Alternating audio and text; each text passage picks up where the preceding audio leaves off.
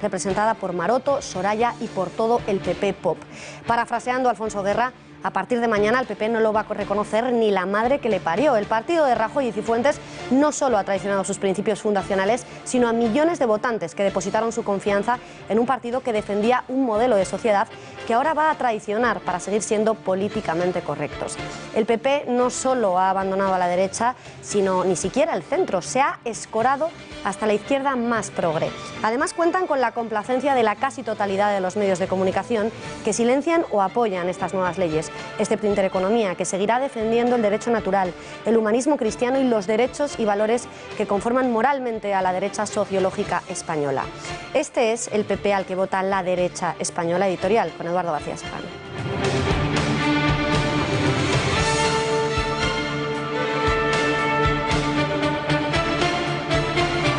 Buenas noches, Beatriz. Pues como has explicado muy bien, mañana el Partido Popular romperá, si es que a alguno le quedaba, sus últimos vínculos con el derecho natural, con el humanismo cristiano y con los principios y valores que la derecha sociológica española, que es la cantera electoral del Partido Popular, aún guarda en sus arcones morales.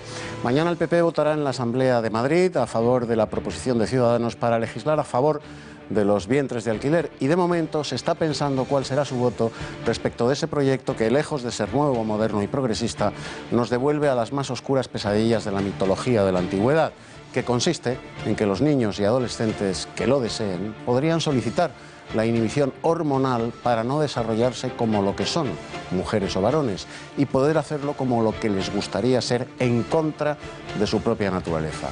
El PP se suma definitivamente a la excursión falsamente progresista que nos conduce a las faldas del monte Taigeto, donde todo ser humano que no era perfecto, bello y útil era abandonado a la intemperie.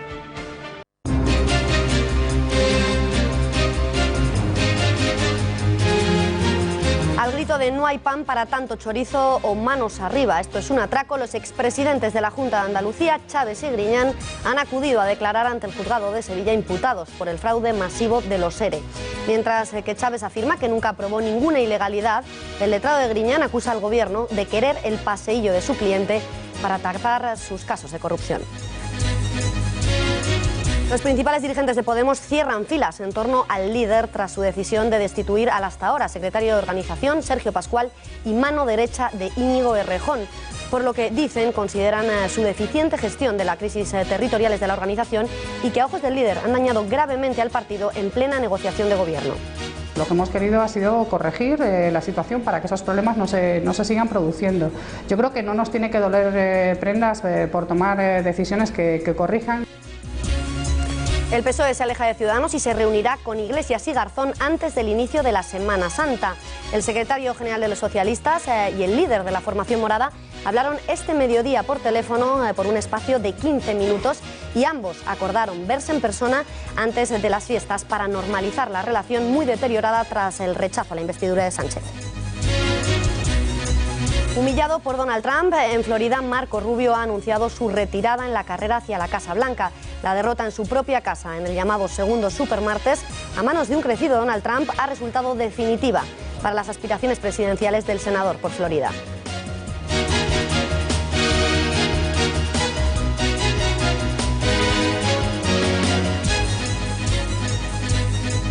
Juanma, ¿qué pasa con el 11 del Barça? Pues que ya lo tenemos, y aparte de que era más o menos lo esperado, no hay demasiadas sorpresas.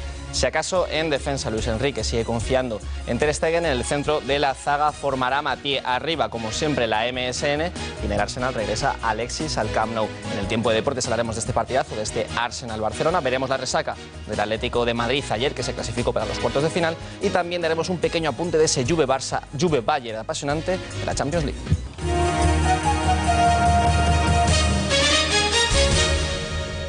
¿Está diciendo que Sergio Pascual ha impulsado las dimisiones en bloque?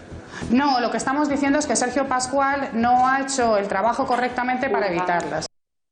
Ni más ni menos, las dinámicas de trabajo de una organización que se ha construido contrarreloj, con todas las dificultades que eso tiene, y en determinados momentos el secretario general tiene que plantear cambios en una alineación del equipo de trabajo que habitualmente está llevando la organización adelante. Tres de los principales dirigentes de la cúpula de Podemos, Irene Montero, Carolina Vescanza y Rafael Mayoral, han cerrado filas en torno a Pablo Iglesias tras su decisión de destituir al hasta ahora secretario de organización de la formación, Sergio Pascual, y mano derecha de Íñigo Errejón, por lo que consideran su deficiente gestión de las crisis territoriales de la organización y que a ojos de Iglesias han dañado gravemente al partido en plena negociación de gobierno. Pascual, diputado por Sevilla y hasta ahora número 3 de Podemos, valoraba la decisión en su cuenta de Twitter, afirmando que seguía comprometido con el proyecto de mayorías para el cambio, después de 2 años en los que dice haberse dejado la piel construyendo organización y participación popular. Monedero no parece estar del todo de acuerdo con el último golpe de mano de Iglesias, a tenor de sus declaraciones de este miércoles, en las que ha llegado a afirmar que en la formación morada han alimentado la locomotora y sacrificado los vagones. Como decíamos, nuevo golpe de autoridad de Iglesias para hacerse con el control del aparato a costa de su número 2, de Íñigo Errejón. Pese a los desmentidos constantes de tensiones entre ambos, el distanciamiento es más que patente. Conectamos ya con la redacción de Gaceta.es. Juan Ernesto Fluger, resúmenos esta serie de desencuentros. Muy buenas noches. Buenas noches, Beatriz. La guerra entre Pablo Iglesias e Íñigo Errejón por el control de Podemos es cada vez más clara. Iglesias ha destituido a Sergio Pascual, uno de los hombres fuertes de Errejón en la dirección nacional, que ocupaba el cargo de secretario de organización. Le sustituye el propio Pablo Iglesias, con lo que se debilita la postura del número 2, que no ha querido aparecer en público en una demostración de apoyo dentro del partido en la que los principales personajes que se han unido a Iglesias eran Irene Montero y Carolina Vescanza. Gracias, Fluger. El PSOE se aleja de Ciudadanos y se reunirá con Pablo Iglesias y Alberto Garzón antes de que comience la Semana Santa. Pedro Sánchez y Pablo Iglesias han hablado este mediodía por teléfono por espacio de un cuarto de hora y ambos han acordado verse en persona antes del inicio de las fiestas para normalizar la relación. Para esa reunión no está prevista la asistencia de ningún representante de Ciudadanos. Ha sido el secretario general del PSOE quien ha llamado a Iglesias después de que éste le mandara ayer un mensaje de WhatsApp instándole a retomar el diálogo. Muy deteriorado, por cierto, después del no de Podemos a la investidura de Sánchez el pasado 5 de marzo. Por lo tanto, para nosotros, pues en ese marco, si el Partido Socialista se mantiene en el marco del acuerdo con Ciudadanos, va a ser muy difícil, por no decir imposible, que lleguemos a un acuerdo. Desde el PP, el presidente del Gobierno en funciones, Mariano Rajoy, ha alertado de que la incertidumbre política y la demagogia pueden hacer peligrar la confianza en nuestro país. La incertidumbre política, la demagogia, algunas de las cosas que estamos viendo y algunas de las afirmaciones que estamos escuchando pueden poner en peligro muchas cosas. La más importante, la confianza en España, porque la confianza es, el generarla, la primera medida de política económica que debe tomar un gobierno responsable. La Asamblea de Madrid será protagonista mañana de 2 votaciones que suponen en lo político la absoluta y definitiva claudicación del Partido Popular, que echa por la borda todos los principios y valores de la derecha al asumir como propios los postulados de la ideología de género, incluso en sus aspectos más extremos, como son la legislación sobre los vientres de alquiler o la regulación legislativa de los transexuales desde su adolescencia. Veamos cómo se han desarrollado los acontecimientos hasta la presentación de estas 2 nuevas leyes. 2, como decíamos, son los proyectos de ley que se votarán mañana. En primer lugar, y a proposición de Ciudadanos, la proposición no de ley sobre los vientres de alquiler para impulsar que el Gobierno legalice lo que técnicamente se conoce como la maternidad subrogada. En segundo lugar, la proposición de ley de identidad y expresión de género, igualdad social y no discriminación a propuesta del PSOE, de Podemos y de Ciudadanos. Una ley que en septiembre de 2015 presentó el PP a instancias del Gobierno de Cifuentes en la Comunidad de Madrid, que aprobó el anteproyecto de ley, pero en noviembre de 2015 Podemos, PSOE y Ciudadanos se unieron en lo que el PP llamó tripartito de exclusión. Presentaron entonces una enmienda a la totalidad tumbando la ley de Cifuentes al considerar que los populares se estaban colgando la medalla de la lucha del colectivo LGTB. Y es entonces cuando presentan la suya propia, en la que el PP ha introducido algunos cambios. Esa ley es la que se va a votar mañana. A menos de 24 horas de las votaciones nos vamos hasta el lugar de la noticia, la Asamblea de Madrid, donde se encuentra nuestra compañera María Matos, pendiente de todo lo que acontecerá mañana, tanto dentro de la Asamblea como en las inmediaciones de la misma, donde ya hay programadas concentraciones pacíficas de protesta y rechazo ante lo que la Asamblea pretende aprobar. María Matos, muy buenas noches. María. Muy buenas noches, Beatriz. Pues sí, mañana a partir de las 10 de la mañana los diputados de la Asamblea de Madrid debatirán sobre estas propuestas no de ley. Sobre los resultados que previsiblemente se van a obtener, hay que decir que en relación a la ley de integración de las personas trans ya ha sido apoyada por partidos como Ciudadanos, PSOE y Podemos, y falta saber qué va a hacer el PP, aunque teniendo en cuenta que ha sido una ley ya propuesta por ellos con anterioridad, suponemos que no habrá problema en que salga adelante. Lo que va a ser más difícil va a ser poner de acuerdo a los partidos en relación al vientre de alquiler. Sorpresivamente, como decías, el Partido Popular va a votar que sí, el PSOE votará que no porque consideran que podría materializar a la mujer. Así que, como decimos, hay que esperar hasta mañana para saber los resultados de las votaciones, aunque es lo que sí sabemos seguro es que mañana aquí mismo se van a concentrar una multitud de asociaciones y de fundaciones, además del partido Vox, para manifestarse pacíficamente contra lo que consideran leyes que no protegen los derechos fundamentales de las madres y de los niños. Estaremos durante todo el día de mañana muy pendiente de todo lo que allí ocurra, con esa concentración pacífica desde las 10 de la mañana que desde aquí claramente apoyamos. Gracias y muy buenas noches. Gracias. Somos el único partido político en España que lo llevaba recogido en su programa electoral, la regulación de la gestación subrogada, y para nosotros es un tema importante que entendemos que va a ser beneficioso para cientos, miles de familias que a día de hoy, por distintos motivos, no pueden acceder a este tipo de gestación. Con esta proposición, Ciudadanos pretende instar al Gobierno central, que es quien tiene competencias en la materia, a impulsar una ley de regulación de gestación subrogada que garantice la legalidad de este tipo de prácticas en el país. Desde el Partido Popular de la Comunidad de Madrid, liderado por Cristina Cifuentes, han manifestado el pasado martes que votarán a favor de esta iniciativa de Ciudadanos. Veamos en qué consiste la proposición no de ley presentada por Ciudadanos. Almudena Martínez Bordiú, muy buenas noches, cuéntanos. Buenas noches, Beatriz. El texto no especifica cómo se regularía la legalización de los mismos y se limita a explicar por qué debería hacerse. En primer lugar, el texto recuerda cómo está regulada esta práctica en la actualidad. La ley española reconoce como un hecho la gestación subrogada, pero no la regula al considerar nulo cualquier contrato que suponga la renuncia por parte de una mujer a la filiación materna, acogiéndose al principio de derecho materno romano mater semper certa es decir, la madre es siempre indudable. Sin embargo, llama la atención sobre el hecho de que, aunque en España los vientres de alquiler están prohibidos, la ley sí que permite registrar a un niño en nuestro país que haya sido concebido a través de esta práctica en el extranjero. Y por último, consideran que al permitir que las familias españolas tengan hijos fruto de los vientres de alquiler en el extranjero, se está limitando esta práctica a las personas con suficientes recursos económicos y socioculturales para emprender esa vía. Con ello, para Ciudadanos se conculca el principio constitucional de la igualdad. ¿En qué consiste el vientre de alquiler? Varias enciclopedias de bioética definen la maternidad subrogada como la práctica en la cual una mujer, previo acuerdo con las partes, se compromete a llevar adelante un embarazo y entregar al niño en el momento de nacimiento a una pareja o persona, renunciando a sus propios derechos como madre, frecuentemente a cambio de dinero. El tema de la subrogación es muy complejo debido a que implica a varias personas en el proceso. En primer lugar, se encuentran la persona o las personas que desean tener un hijo, pero bien porque no pueden o porque no quieren, desean que alguien más lleve a término el embarazo. En este caso se habla de padres intencionales. En segundo lugar, se ubica a la mujer que está dispuesta a prestar su útero para llevar a cabo el embarazo, la gestante o madre sustituta.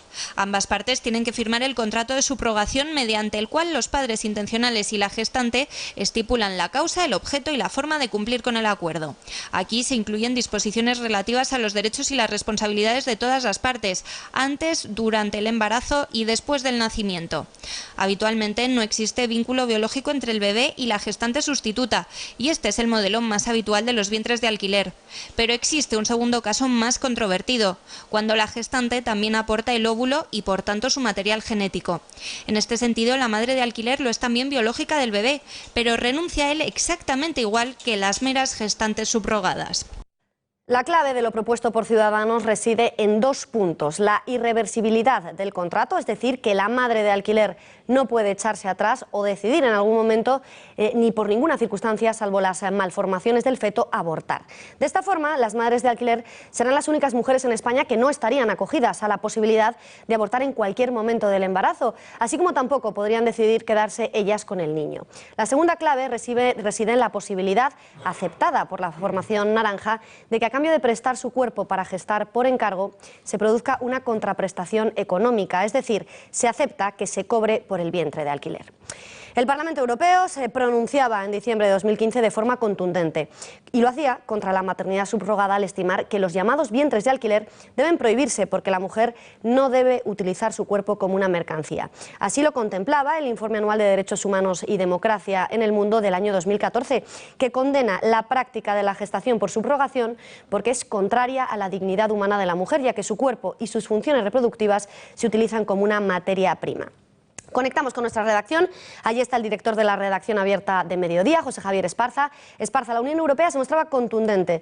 Desde un punto de vista moral, ¿vulnera la maternidad subrogada la dignidad de la mujer y los derechos del niño que trae al mundo? Muy buenas noches.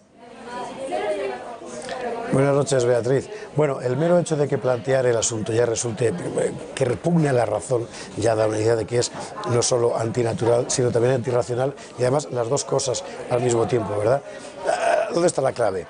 La clave está en la dignidad del cuerpo humano, del ser humano. Este tipo de prácticas llevan al final a mercantilizar el cuerpo de la mujer, a considerarlo como una mercancía más, incluso en el caso de que se trate de donantes voluntarias, cosa que, por cierto, nadie se cree. En segundo lugar, hombre, vamos a ver. ¿La identidad del hijo cuál es? ¿La identidad de la madre cuál es? ¿Cuál es la madre? Es evidente que esto genera en el ser humano que ha nacido, que no es un objeto administrativo, que es un ser vivo, un problema de identidad evidente, como todo lo que se sale del cauce natural. Se camufla esta innovación con el alibi de paliar aquellos casos en los que no puede haber. Vamos a ver, no, es decir, si la vida será más dura o más fácil para unos o para otros, pero la cuestión es esa. La cuestión es que tú no puedes, por ley, decidir que el ser humano vale menos de lo que realmente vale.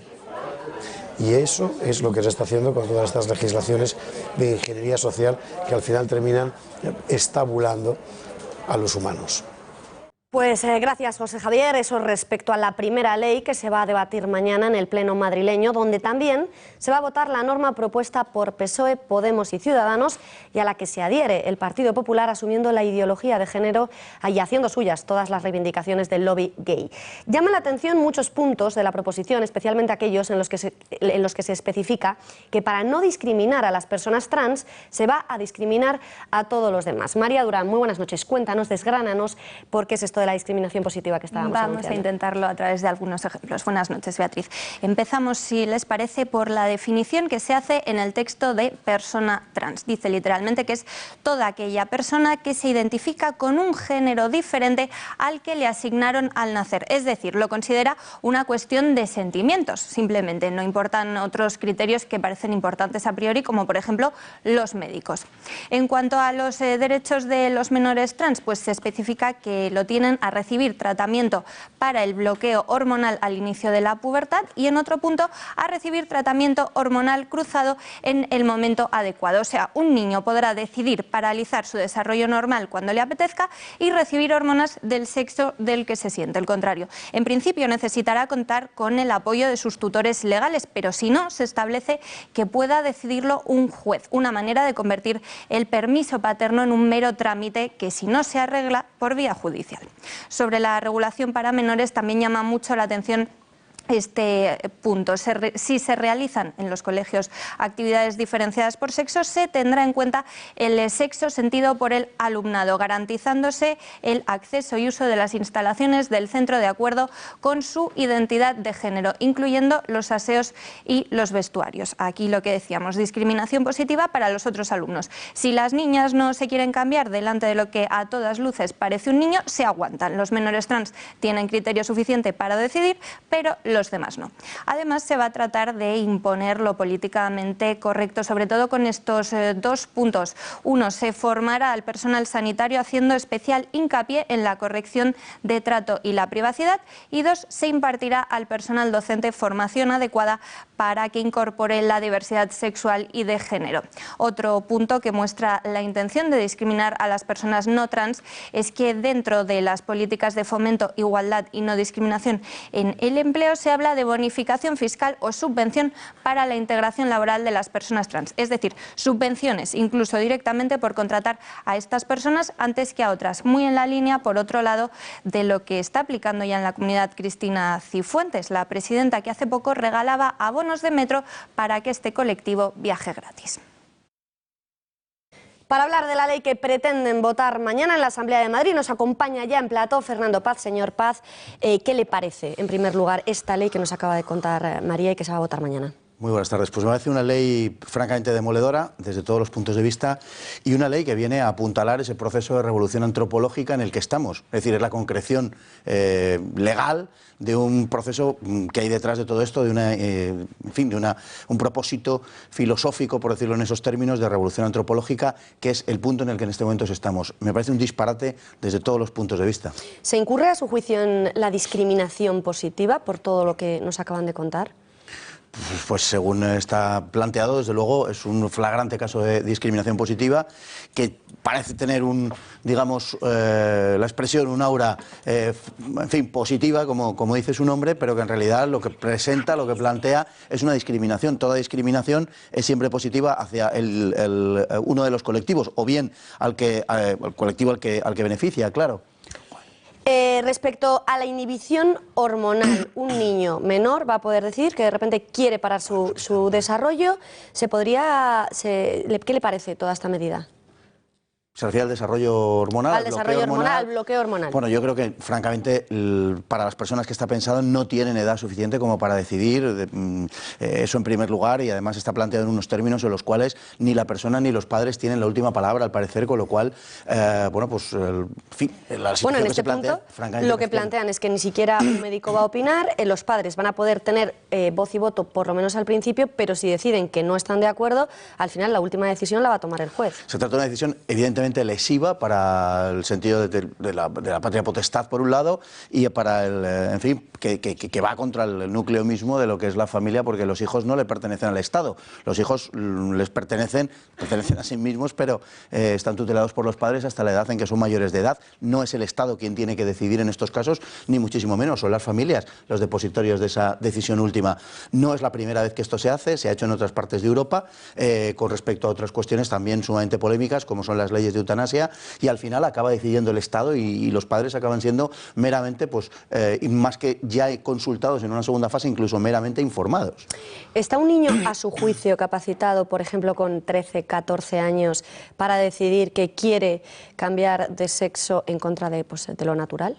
Pues evidentemente no. Es decir, con 13 o 14 años una persona no está capacitada, y no lo está hasta tal punto que toda la legislación y, por ejemplo, en materia penal, no puede condenar a una persona con esa edad. ¿Por qué? Porque se supone que no tiene una responsabilidad sobre sus propios actos. ¿Cómo se puede facultar a una persona de esa edad para que tome una decisión que en caso de ser errónea puede marcarle absolutamente para el resto de sus días? Parece, como he dicho al principio, un absoluto disparate. Respecto a la discriminación positiva, me gustaría también abordar otro de los puntos que contempla esa ley, que es aquel que los espacios compartidos, vestuarios, baños, gimnasios, el niño que se declare transexual va a poder elegir en cuál de los vestuarios va a querer estar, independientemente de que, por ejemplo, las niñas que no quieran estar con un niño con apariencia de niño, ahí no van a tener voz y voto. Pues la consecuencia lógica, efectivamente, así es, y así es en otras partes del mundo. Estas medidas se están tomando también en Estados Unidos en este momento, y todos los demás pues tenemos que pagar esas medidas de discriminación positiva. La discriminación positiva necesariamente siempre afecta de forma negativa a los demás, porque el principio de igualdad ante la ley lo que consagra es justamente que no ha de haber ninguna discriminación, ni positiva ni negativa. Sencillamente, si somos iguales ante la ley, lógicamente esa igualdad no puede comprender ningún tipo de discriminación. Otra parte más del disparate, aquellas niñas, por ejemplo, que no quieran ser observadas en los vestuarios, me temo que se tendrán que aguantar o, en fin, buscárselo la vida como pueda, ¿no? Usted, que trabaja en un colegio como docente, con adolescentes, ¿qué situaciones se pueden generar con toda esta ley si finalmente se lleva a cabo? Bueno, pues teniendo en cuenta que se tiende cada vez más a impedir que los colegios tengan una educación diferenciada, lógicamente cada vez comparten espacios comunes en mayor medida. Esto va a generar una serie de problemas pues muy notables y muy claros. Aquí la gente que no esté afectada por estos temas al final va a acabar siendo afectada por precisamente esa discriminación positiva. Yo creo que la casuística puede ser tan amplia que verdaderamente termine por desbordarnos. Pero esto parece que le importa muy poco al legislador. Lo único que le importa es estar en esa línea de la corrección política y favorecer en la medida de lo posible a la revolución antropológica en la que estamos inmersos en este momento. Seguimos hablando de los colegios porque se van a impartir también clases de diversidad sexual e identidad de género para que los profesores pues den clases de ello a los adolescentes. Y además también se pasa por alto la objeción de conciencia, me imagino, porque si usted como profesor le obligan por ley a que tenga que impartir estas clases, ¿qué va a pasar con los profesores? Veremos cómo se articula esto, pero en cualquier manera, ya de entrada es una ley con unos tintes claramente totalitarios de imposición ideológica evidentes. Luego veremos si hay alguna posibilidad de que se articule alguna objeción de conciencia o no. Francamente me espero cualquier cosa porque ya hemos visto tics totalitarios muy claros por parte de estas fuerzas políticas que, por otro lado, y no está de más decir, son asumidos por todo el conjunto de ellas, porque esta ley está propuesta por PSOE, Ciudadanos, Podemos, y eso quiere decir que mire usted, es una ley que procede, hablemos claro, del marxismo cultural.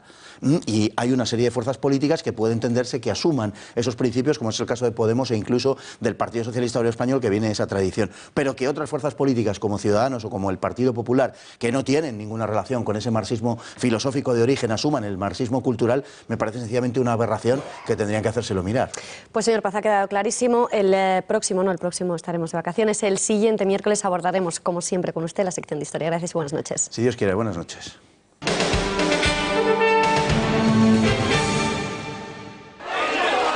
Recibidos al grito de chorizos o manos arriba, esto es un atraco. Los expresidentes de la Junta de Andalucía, Manuel Chaves y José Antonio Griñán, han comparecido ante el juez como imputados en el escándalo de los ERE. Ambos dirigentes socialistas se han limitado a ratificar las declaraciones que ya hicieron en abril de 2015 por la misma causa ante el Tribunal Supremo. El primero en declarar ha sido Chaves y, como se preveía, su declaración ha sido breve, de apenas media hora. Se ha ratificado en lo que ya dijo, afirmando que como presidente del gobierno andaluz nunca aprobó una decisión ilegal. No ha querido responder, eso sí, a las preguntas del Ministerio Público ni a una que le ha hecho el Partido Popular. Tras Chaves, turno de José Antonio Griñán, quien igualmente ha ratificado la declaración prestada el pasado 9 de abril. Su letrado ha denunciado que el Gobierno presionó para que hiciera el paseillo en los juzgados de Sevilla con el objetivo de tapar los nuevos casos de corrupción desvelados tras las elecciones generales. ¿Crees que Chaves y Griñán, cuando afirman no saber nada, es posible que vivieran ajenos al mayor caso de corrupción de la historia de nuestro país, Eduardo? Es física y metafísicamente imposible, Beatriz. El pueblo soberano les ha recibido a la puerta del juzgado coreando el nombre del embutido más popular de toda España, el chorizo. Si el pueblo es tan sabio como aseguran los socialistas cada vez que le piden el voto, habrá que deducir que no ha amarrado al llamar chorizos a Chaves y a Griñán, los dos presidentes de la Junta de Andalucía, bajo cuyos mandatos se perpetró el robo cuantitativamente de mayor magnitud de la interminable historia de corrupción del PSOE y cualitativamente el más despreciable, pues desde el poder se expolió el dinero destinado a paliar las necesidades de los más débiles, de los desheredados de la tierra, de los que lo han perdido todo menos la necesidad de trabajar para seguir viviendo dignamente. El dinero que les fue hurtado a los parados desde la Junta de Andalucía en el más formidable de los atracos institucionales perpetrados en España, los ERE fraudulentos que gestionaron el PSOE y la UGT. Pero claro, Chaves y Griñán no sabían nada, no se enteraban de nada y no veían nada. Pobrecitos estos dos socialistas, están tan ciegos, sordos y mudos como Iñaki Urdangarín. A lo peor, el juez va y se lo cree. Gracias, Eduardo. Pues turno precisamente de hablar de Iñaki Urdangarín. Ha continuado el caso NOS. El exministro de Economía, Rodrigo Rato, ha negado haberse reunido en 2003 con Iñaki Urdangarín en el Palacio de la Zarzuela, rechazando con ello lo declarado por Diego Torres ante el juez Castro durante la fase de instrucción. Su comparecencia por videoconferencia como testigo en el juicio de NOS ha durado apenas 9 minutos y solo ha sido interrogado por el fiscal Pedro Orrac, quien ha centrado sus preguntas en torno a las reuniones mantenidas por la candidatura candidatura de Valencia como sede para la Copa América de Vela. En este sentido, Rato ha manifestado que mantuvo 2 o 3 encuentros con Francisco Camps y Rita Barberá para definir la posición del Estado al respecto. Sin embargo, ha negado recordar haber participado en ninguna reunión formal del consorcio, órgano en el cual se limitó a representar al Gobierno en alguna ocasión. En Zarzuela se encontró con el señor Urdangarín. No. Y lo que usted me pregunta es si yo he tenido reuniones con el señor Urdangarín. La contestación es que yo recuerde ninguna. Hoy también ha declarado el exjefe de la Casa del Rey, Alberto Aza, quien afirma que animó a Urdangarín a abandonar toda actividad comercial cuando surgieron críticas políticas por los trabajos del Instituto para las Administraciones de Valencia y Baleares. Afirma que la razón fundamental de su consejo fue la repercusión que podían tener estas actividades en la imagen de la institución, pero que en ningún caso fue porque pudiera estar realizando una labor irregular. Además, Aza afirma que le pareció irrelevante la presencia de la infanta en el instituto.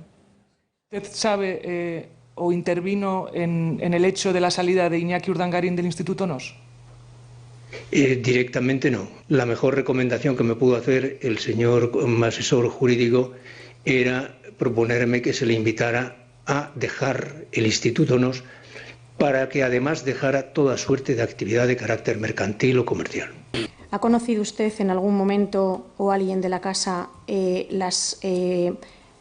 antes de la imputación de la infanta Cristina, de las irregularidades? No, ninguna. Ya le he dicho antes que en ningún caso se pensaba que pudiera estar desarrollando una labor irregular. Inapropiada sí, pero no irregular. ¿La infanta Cristina?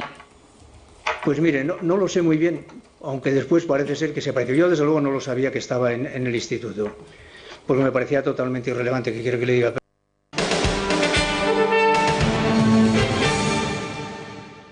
Cambiamos de asunto. Escalofriantes imágenes las que nos dejaban ayer los hinchas del PSV e Eindhoven, que humillaban en medio de la Plaza Mayor a unas mendigas que pedían limosna. Los hinchas lanzaron monedas al suelo para que las mujeres, como están viendo en sus imágenes, tuvieran que arrodillarse para cogerlas. Incluso les ofrecieron limosna a cambio de que bailasen o hiciesen flexiones. Vean.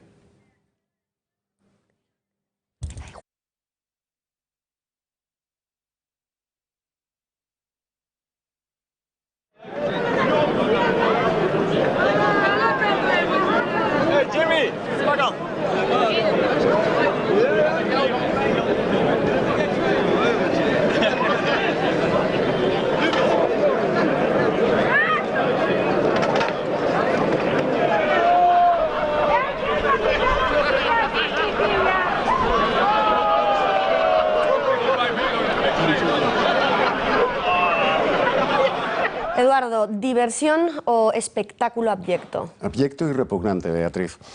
Decía Ortega que el hombre es el único animal que puede renunciar a su propia esencia, pues un tigre no se puede destigrar, pero un hombre sí se puede deshumanizar. Exactamente eso es lo que pudimos contemplar en la Plaza Mayor de Madrid. Un rebaño de animales holandeses antropomórficos que abdicaron de su cualidad y de su calidad humana, escenificando una mofa abyecta de los mendigos a los que trataron de reducir a la condición de chimpancés, arrojándoles monedas como si fueran cacahuetes y exigiéndoles a cambio toda clase de esperpénticas contorsiones mientras se reían de las gitanas mendicantes colmados de cerveza y de crueldad. Uno de estos animales antropomórficos llegó a derramar el agua ante el sediento y a tirar la comida ante el hambriento, quemando un billete de 10 euros antes de entregar sus cenizas a las manos que lo mendigaban. Repugnante. Nuestra palabra misericordia proviene de la contracción latina miseris cor dari, dar el corazón a los miserables. Pero eso solo es capaz de hacerlo un hombre, no un animal antropomórfico.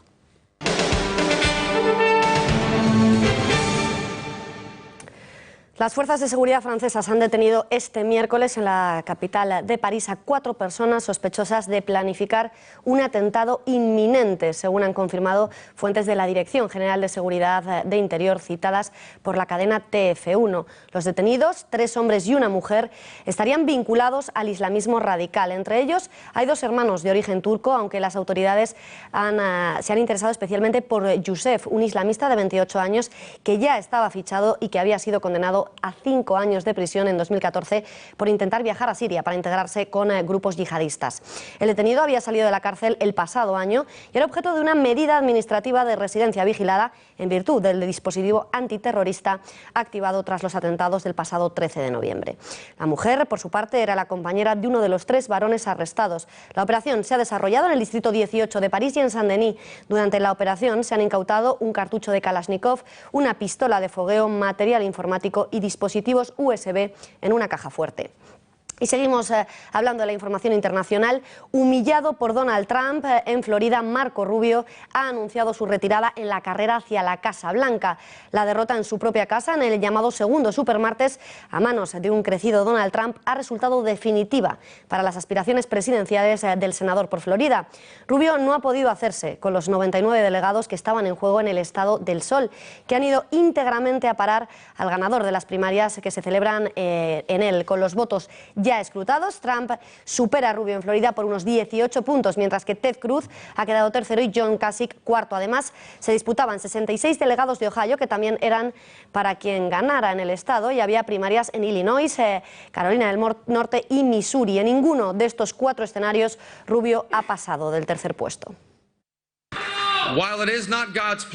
Aunque no es el plan de Dios que sea presidente en 2016 o tal vez nunca, y hoy mi campaña ha quedado cancelada, el hecho de que haya llegado tan lejos es una evidencia de lo verdaderamente especial que son los Estados Unidos. Por estas razones debemos hacer todo lo que podamos para asegurar que esta nación continúa siendo un lugar especial.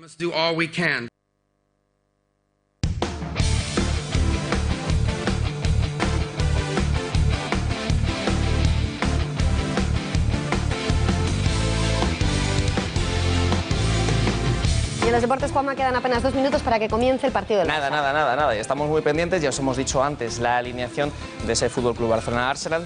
Lo tienen bastante fácil los culés después de esa victoria en el Emirates Stadium en la ida, y por eso hoy en la comida de directivas, hace apenas un par de horitas, Bartomeu ha hablado con mucha tranquilidad, ha dicho que la eliminatoria está bien, pero que las notas se ponen en mayo. Tiene buena pinta porque, bueno, vamos premios a Liga, estamos pues ahora jugando una eliminatoria de Champions, estamos al final de la Copa del Rey, por lo tanto los culés estamos muy satisfechos de cómo va toda la temporada, pero las notas, como digo siempre, son a finales de mayo, ¿no? Las notas. Bueno, y antes también, en la apertura de este informativo, hemos hablado de ese partido del Atlético de Madrid que venció en los penaltis, se clasificó para unos cuartos de final a los que tiene muy complicado llegar. Diego Godín, el uruguayo, tuvo que ser sustituido por un problema muscular en el bíceps femoral. Se ha confirmado y le estamos viendo llegar a la clínica Fremap, que tiene una rotura muscular de grado 2 y que por tanto estará unas 3 semanas de baja. Se perderá el partido ante el Sporting, también ante el Granada, los 2 partidos amistosos de Uruguay, y tiene muy complicado llegar a la ida de los cuartos de final. Y antes también, en este mismo informativo, hemos visto las escandalosas imágenes vergonzosas del trato vejatorio de los ultras del PSV a las mendigas de la Plaza Mayor. De hecho, Eduardo ha pronunciado hace muy poquito unas palabras. Bueno, pues el que también se ha pronunciado es el presidente del PSV, que ha censurado ese comportamiento y ha dicho que va a ir a por los responsables. El PSV quiere que quede claro que se desmarca de estos incidentes. No son los valores éticos y morales a los que nos adherimos. Haremos todo lo posible para localizar a estas personas y, si los identificamos, tendrán problemas. Tomaremos las medidas apropiadas, como prohibirles el acceso al estadio y medidas más severas. Debe quedar muy claro que aquí no hay sitio para gente como ellos. Bueno, pues esperemos que sea así, y también hay que estar muy atentos a Punto Pelota. Se hablará de este tema, ya decimos escandaloso, asqueroso, y lo que es divertido, y se hablará en apenas unos minutos, es de este tatuaje, de este personaje que estaba hoy en Valdebebas. Ha estado Cristina Porta con él, lleva tatuado Cristiano Ronaldo no solamente en el brazo, tiene 1000 recuerdos del portugués del Real Madrid. En apenas unos minutos veremos ese divertido reportaje y sabremos más de esta curiosa historia, y también en Punto Pelota hablaremos del drama del decano del fútbol español, el Recreativo de Huelva, el club más antiguo de todos los fundados en España. Lo está pasando por muy malos momentos, está de hecho muy cerca de la desesperación. Punto Pelota, desde aquí les mandamos todo nuestro apoyo, también desde este informativo de Intereconomía, y en unos minutos hablaremos más de esta situación. Pues muchísimas gracias, Juanma. ¿Quién va a estar esta noche? Apenas te he pillado. Me has pillado un poquillo, pero no pasa nada porque hay que estar pendientes. Hay que estar pendiente, que se quedan, confíen. que no se confíen. Alonso Caparrós, María Morán, 100% seguro. Van a estar después. Javier Algarra, el gato al agua. No se lo pierdan a las 10 de la noche. Nosotros nos vemos mañana. Gracias y buenas noches.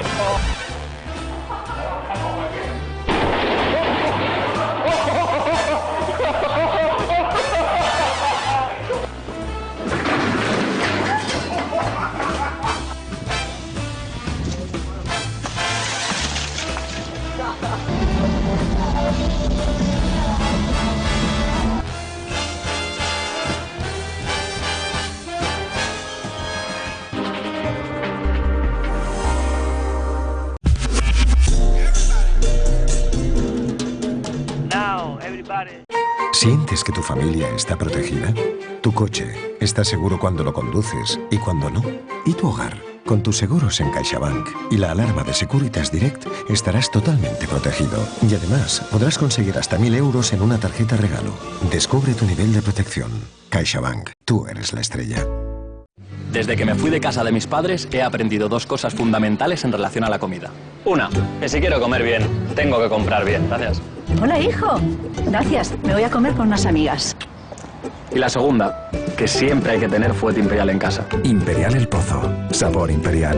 El Pozo. Contigo de principio a fin. Estoy pensando en alquilar mi vivienda, pero me da tanto miedo. ¿Y si no me pagan? ¿Y si se retrasan los pagos? ¿Y si me destrozan la vivienda? Si hubiera algún gestor que me pagara las rentas en lugar del inquilino despreocupándome de todo...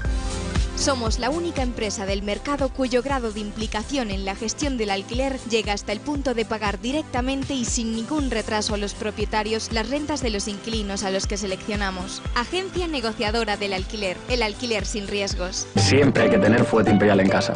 ¡Sorpresa! Imperial El Pozo. Sabor imperial. El Pozo. Contigo de principio a fin. En algún momento de su vida usted va a necesitar un abogado. Divorcios, herencias, hipotecas, compraventas, alquileres, despidos, crisis de empresas, pensiones...